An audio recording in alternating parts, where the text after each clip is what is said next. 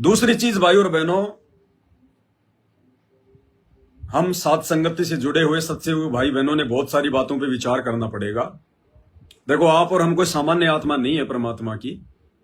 पहली बात तो 8 अरब के आसपास जनसंख्या पूरे विश्व की परमात्मा ने बताई कि लगभग हो चुकी है 8 अरब के आसपास। उस 8 अरब की जनसंख्या में से लाखों को परमात्मा ने 30 वर्षों में अपनी शरण में लिया, और उन लाखों भक्तों में से फिर परमात्मा ने चंद भक्तों को, हजारों की संख्या में भक्तों को साध संगति से जोड़ा। तो आप और हम परमात्मा की विशेष आत्मा है, वो क्रीम है हम। तो ये सारी नियम मर्यादा सब कुछ आप और हमारे लिए है।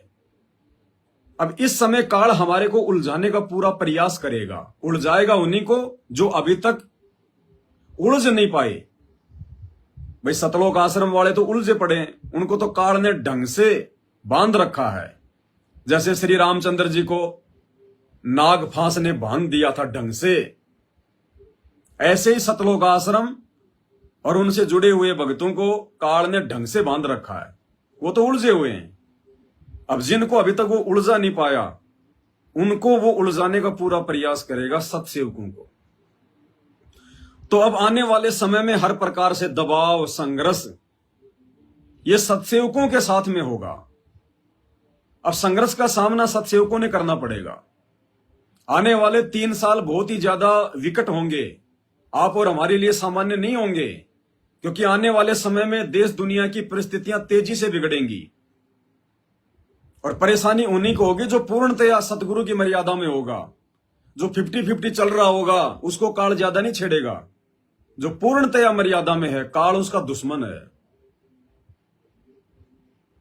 तो हमें सत्सेवकों को काल ज्यादा उलझाने का प्रयास करेगा, तो सावधानी हमने बरतनी पड़ेगी।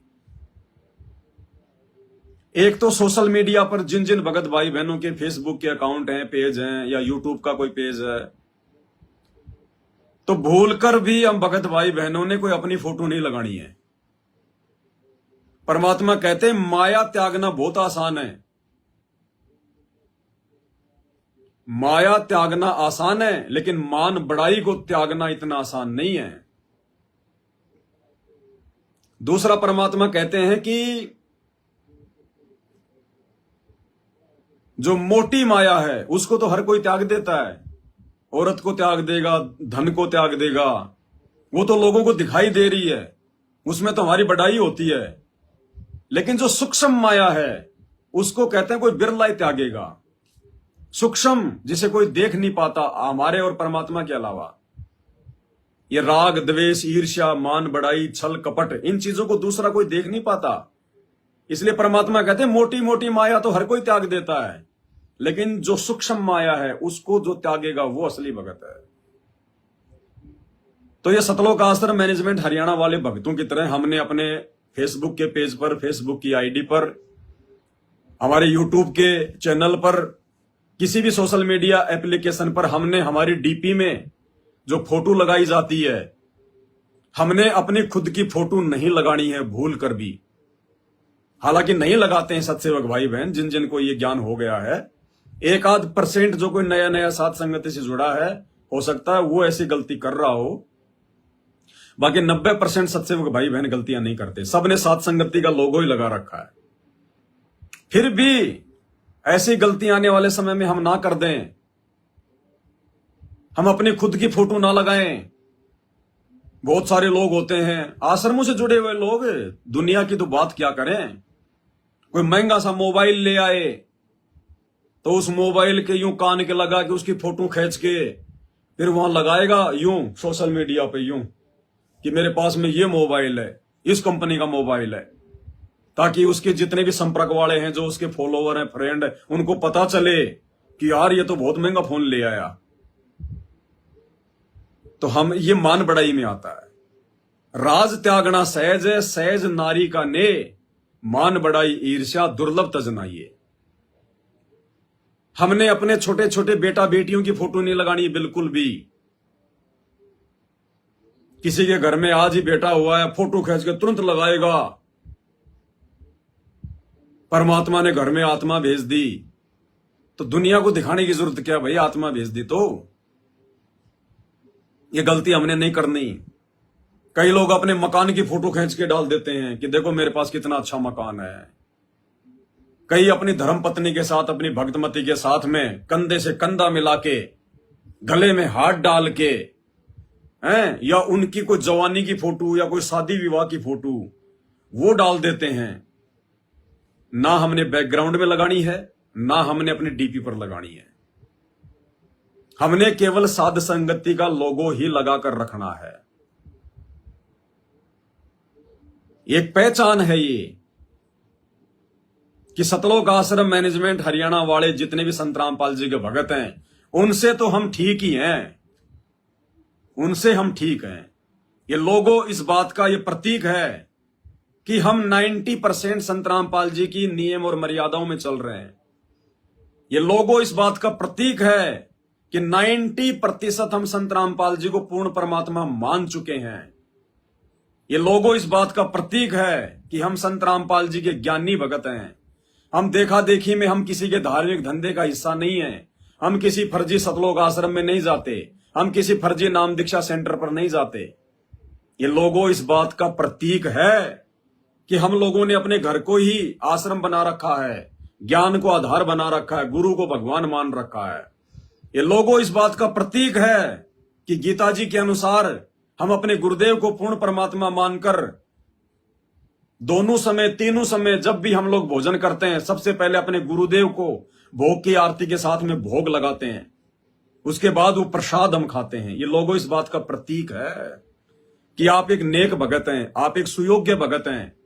ये लोगो इस बात का प्रतीक है कि धीरे धीरे आप जी विषय वासनाओं से दूर हटते जा रहे हैं। ये लोगो इस बात का प्रतीक है कि आप संत रामपाल जी की वो वीआईपी आत्मा है जिनके अंदर से राग, द्वेष, ईर्ष्या, मान बढ़ाई, छल कपट धीरे धीरे समाप्त होती जा रही है। ये लोगो इस बात का प्रतीक है कि संत रामपाल जी ने आपको साध संगति रूपी एक ट्रेनिंग सेंटर से जोड़ रखा है। धीरे धीरे परमात्मा आपकी आत्मा को निर्मल और पाक बना रहा है सतलोक के लिए। ये लोगो इस बात का प्रतीक है कि आने वाले समय में जब युग परिवर्तन होगा 2028 और उसके बाद में जो सतयुग की जो शुरुआत हो जाएगी, और उस समय जो संत रामपाल जी की जो एक सेना बन के जो खड़ी होगी, एक नई जो एक सेना बनेगी, आप उस सेना में शामिल होने के लिए धीरे धीरे जो है तैयार हो रहे हैं। ये लोगो इस बात का प्रतीक है कि आप किसी के दबाव में आके मर्यादा नहीं तोड़ेंगे, आप लोक लाज में आके मर्यादा नहीं तोड़ेंगे, आप मर्यादाओं के लिए संघर्ष करेंगे। ये लोगो इस बात का प्रतीक है कि अब इस कलयुग की पिछली पीढ़ी में 650 साल पहले की तरह नादानी और मूर्खता दिखाकर अपने गुरु को मानुस मानकर उनको दोबारा से नाराज करने का मौका नहीं देंगे। ये लोगो इस बात का प्रतीक है कि आने वाले समय में जो महामारियां आएंगी, जो प्राकृतिक आपदाएं आएंगी, तरह तरह से काल और दुर्गा संसार को घेरेंगी, उस समय आप जी विश्वास के साथ में भक्ति मार्ग पर दृढ़ होकर खड़े रहेंगे। हजारों भगत टूटेंगे, भक्ति छोड़ेंगे, गुरुजी में दोष देखेंगे, दूसरे पंथों में जाएंगे, काल के दबाव में आएंगे। लेकिन ये लोगो इस बात का प्रतीक है कि संत रामपाल जी के सच्चे सेवक, सत्सेवक उस समय हर परिस्थिति का डटकर मुकाबला करेंगे, अपने गुरुजी पर विश्वास रखेंगे। इसलिए हम भगत भाई बहनों ने अपने किसी भी सोशल मीडिया अकाउंट पे उसके बैकग्राउंड में या उसकी डीपी पर केवल साध संगति का ही लोगो लगाकर रखना है। इसके अलावा हम भाई बहनों ने कोई भी फालतू की पोस्ट, कोई भी फालतू का वीडियो, या तो साध संगति का वीडियो या सतगुरु रामपाल जी भगवान के सत्संग, इन दो चीजों के अलावा आपने कोई भी पोस्ट, कोई भी फोटो, कोई भी वीडियो अपने सोशल मीडिया अकाउंट पर शेयर नहीं करना, डाउनलोड नहीं करना, अपलोड नहीं करना। कई लोग क्या करते हैं, अपने खेत में चले गए, गेहूं की फसल बहुत अच्छी खड़ी है, उसकी फोटो खींचेंगे टच और सोशल मीडिया पे बैकग्राउंड में लगा देंगे, हमारी फसल बहुत अच्छी है, अरे भैया तेरी फसल तू खाएगा, हम थोड़ी खाएंगे, जानवरों को थोड़ी खिलाएगा, दिखाने की जरूरत क्या है। पाकी फसल देख कर गरबैयो मत किसान, अभी तो झोले बहुत हैं घर आले तब जान। आज तो फोटो खींच के तूने डाल दी और 4 दिन बाद ओले गिर गए, फिर ओले की फोटो खींच के भेजेगा सफेद सफेद, सारी फसल खराब हो गई, सत्यानाश हो गया, लुट गया। ये नहीं करना हमने।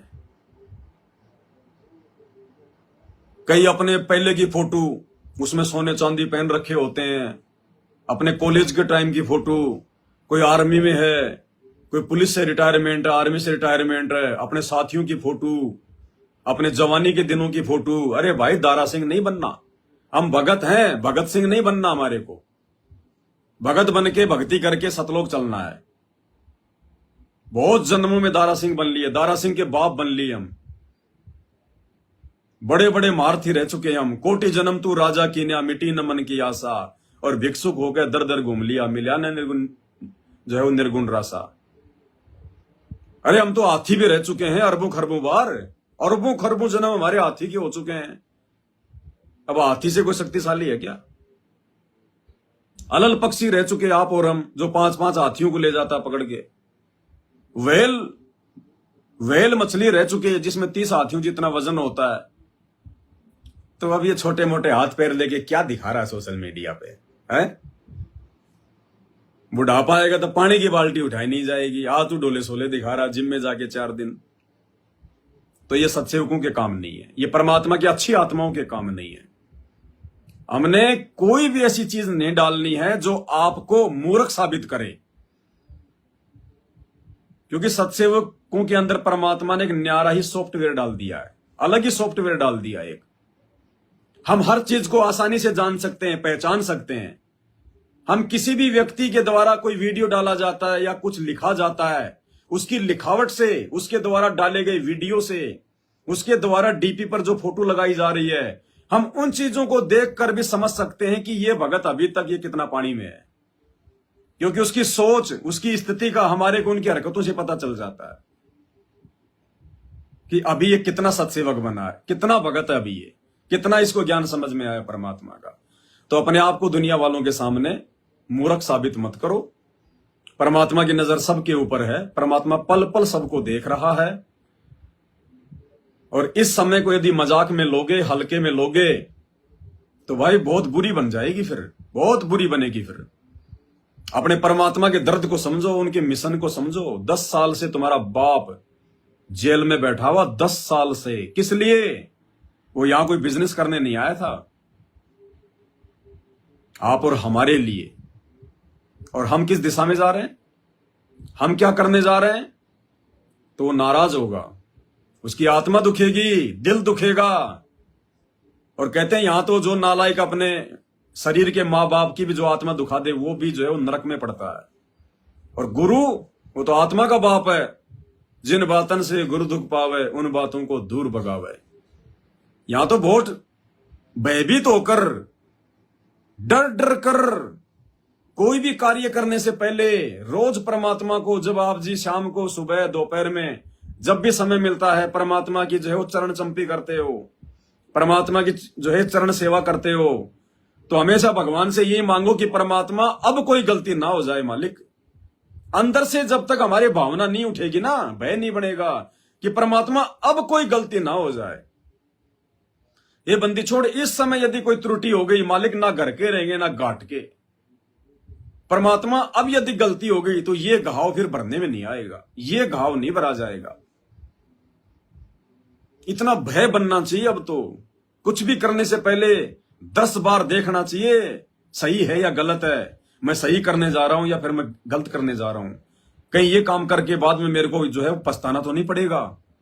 अब तो इतना सावधान होके हमने इस मार्ग पर चलना है। जैसे परमात्मा कहते हैं ना, जैसे किसी बहन बेटी को बड़ी मुश्किल से पेट में बच्चा हो, गर्भ रहा हो, उसको पता है कि बच्चे को कैसे परिपक्व करना है।